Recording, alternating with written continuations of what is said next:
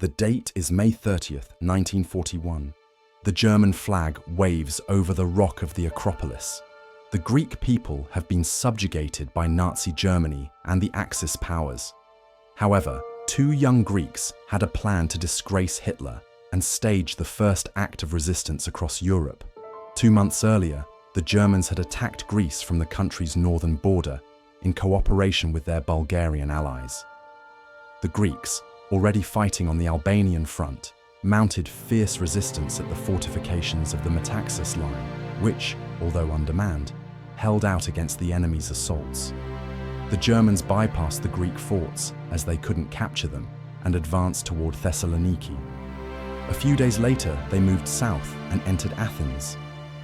Upon entering Athens on the 27th of April 1941, the Germans encountered a deserted city as the residents remained locked in their homes, showing their disgust toward the invading force. The Greek radio station broadcast the following moving message before being taken over by the Germans. Εδώ ελεύθερε ακόμα Αθήνε. Έλληνες, οι Γερμανοί εισβολείς ευρίσκονται εις τα πρόθυρα των Αθηνών. Αδέλφια, κρατήστε καλά μέσα στην ψυχή σας το πνεύμα του μετώπου. Ο εισβολεύς εισέρχεται με όλας τας προφυλάξεις εις την έρημον πόλην με τα κατάκλειστα σπίτια. Έλληνες, ψηλά τις καρδιές. Προσοχή, ο ραδιοφωνικός σταθμός Αθηνών ύστερα από λίγο δεν θα είναι ελληνικός. Θα είναι γερμανικός και θα μεταδίδει ψέματα. Έλληνες, μην τον ακούτε. Ο πόλεμος μας συνεχίζεται και θα συνεχιστεί μέχρι της τελικής νίκης. After entering the empty city, the German troops headed toward the sacred rock of the Acropolis, where they raised the German flag. On May 30th, 1941, the radio announced that Crete had fallen into the hands of the Germans. Greece was now officially under occupation. Hitler gave a speech in the Reichstag, claiming that no people in Europe stood against them anymore. This message was translated and broadcast from the Athens radio station, now under German control. But two Greeks had a different opinion and decided to deeply embarrass Hitler. Their names were Manolis Glezos and Apostolos Santas, both only 19 years old.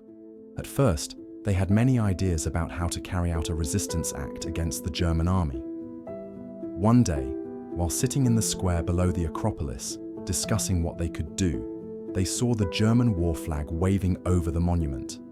They immediately agreed that their act of resistance, the first in occupied Europe at the time, would be to take down that German flag. On the night of May 30th, 1941, they decided to execute their plan.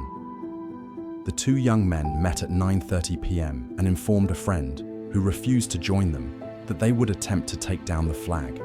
They told him that if they didn't return, he should say that it was Manolis Glezos and Apostolos Santas who had made the attempt. The two of them set off to carry out their daring plan. At 10 p.m., they approached the walls of the Acropolis from the side where the Erechtheion is located. After jumping over the barbed wire, they carefully approached the northern side of the Acropolis. At the base of the walls, they knew there was a cave that led up to the Acropolis rock. They had visited it earlier on May 10th to confirm its existence, as they had read about it in an archaeological encyclopedia.